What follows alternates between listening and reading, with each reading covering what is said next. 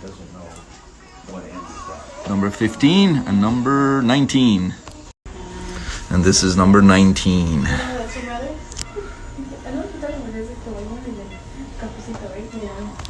This patient was referred to me for 2 root canals, number 15 and number 19. And he had dental phobia. So today we went ahead and sedated him, IV sedated him, and did both number 15 and number 19 together in one appointment at the same time under IV sedation. Number 15, he received a composite restoration, as you can see there, and afterwards tooth started to hurt him a lot.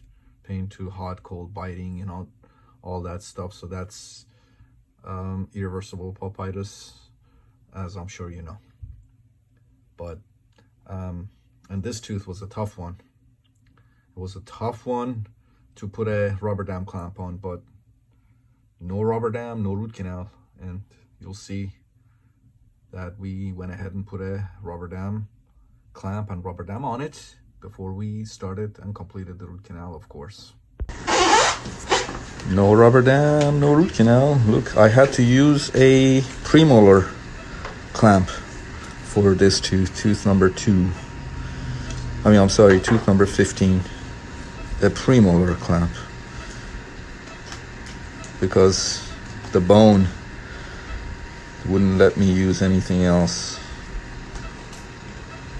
There he goes. All right. This was tooth number 19. As you can see, periapical lucency here and here. Look at the decay, and that thing was just floating. That composite filling wasn't sitting on the tooth. It was wedged in between number 18 and 19. Here's tooth number 15. As you can see, everything went beautifully. Trough for an MB2 wasn't there. These upper second molars, about 40% of the time, have an MB2. But y'all still need to look for them. And look at all of that anatomy there. Tons of anatomy. Look at that bifurcation of the distal buccal canal there. We temporized the tooth and moved on to tooth number 19. Take a look at tooth number 19 now. Look at the palatal root, palatal canal of tooth number 15. Look at all of this anatomy. So much anatomy here. So this is tooth number 19. All right, first attempt. Okay, so I'll tell you what happened. So this is tooth number 19.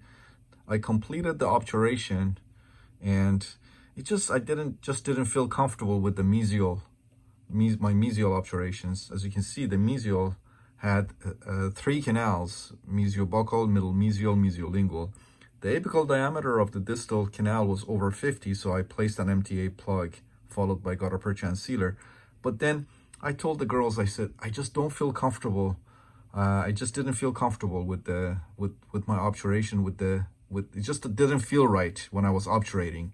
I still didn't know my obturation quality. So I told the girls, before we go ahead and put a temporary filling in the tooth, give me a PA. I just want to see the quality of my obturation on the mesial canals.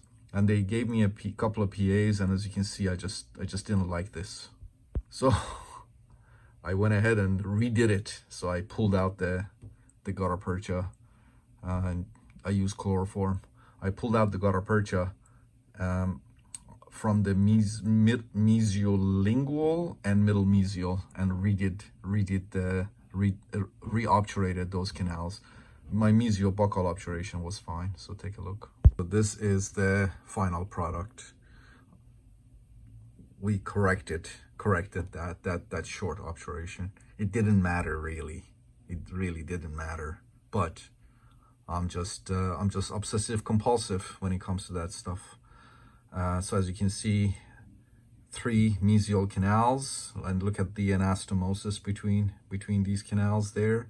And as I said, the apical diameter of the distal canal was over 50, so I placed an MTA plug followed by gutta percha and sealer, temporized the tooth, and patient's going back to his dentist to get 2 crowns, number 15 and number 19. As you can see, everything went beautifully. As I said, patient had dental phobia, so we IV sedated him.